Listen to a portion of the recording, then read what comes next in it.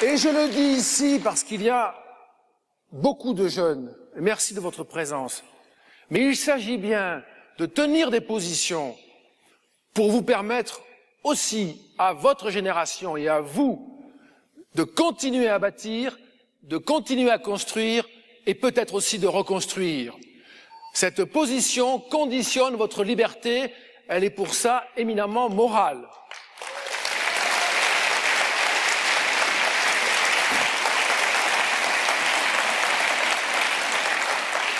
Et puis vous savez bien qu'à force de dire que gauche et droite finalement ne sont pas si différents que cela forme une espèce de tout, plus ou moins identique, avec des partis qui sur la droite de la gauche ou la gauche de la droite sont quasiment équivalentes, et que ça forme une espèce de grand parti, de gouvernement, eh bien, dans un pays où il y a tant de mécontents, et pour de bonnes et vraies raisons, nous finirons par faire voter tout le monde Front National, puisque ce sera, par définition, le seul parti d'opposition.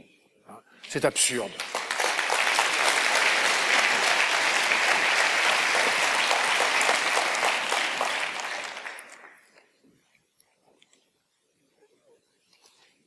Absurde, déraisonnable et difficile à comprendre. Je veux redire ici, je ne saisis pas la logique de notre président de la République, qui a reçu 4 fois, j'ai compté à l'Élysée, Madame Marine Le Pen. C'est le record de tous les présidents. Recevoir le président du Front National, je veux dire, c'est le record, M. François Hollande, 4 fois. Certes, 2 fois à la suite d'attentats meurtriers, en janvier et en novembre 2015, au nom de l'Union nationale, bon, mais 2 fois aussi pour des raisons plutôt différentes. La première fois pour avoir son avis sur le livre blanc remis par M. Lionel Jospin sur, tenez-vous bien, la moralisation de la vie politique. C'est le titre. Et j'imagine dans un bureau de la République, et quel bureau, une réunion entre le président de la République, la présidente du Front National, autour de la moralisation de la vie politique. Si ça n'est pas du blanchiment d'idées sales, alors je ne sais pas ce que c'est.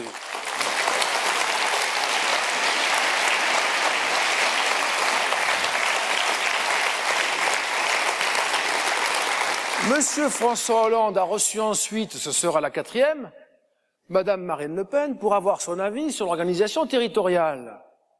À votre avis, mes régions, mes fusions, vous en pensez quoi? La compétence des départements, les communautés de communes, etc. Une discussion, j'imagine, tout à fait sérieuse sur ces sujets-là. Quand Madame Le Pen ressort de l'Élysée, à votre avis, pense-t-on qu'il est indigne de voter pour elle ou que cela devient normal? On pense plus facilement que c'est une candidate comme les autres, et je crois que le but recherché est atteint, faire du Front National un aspirateur à électeurs de droite.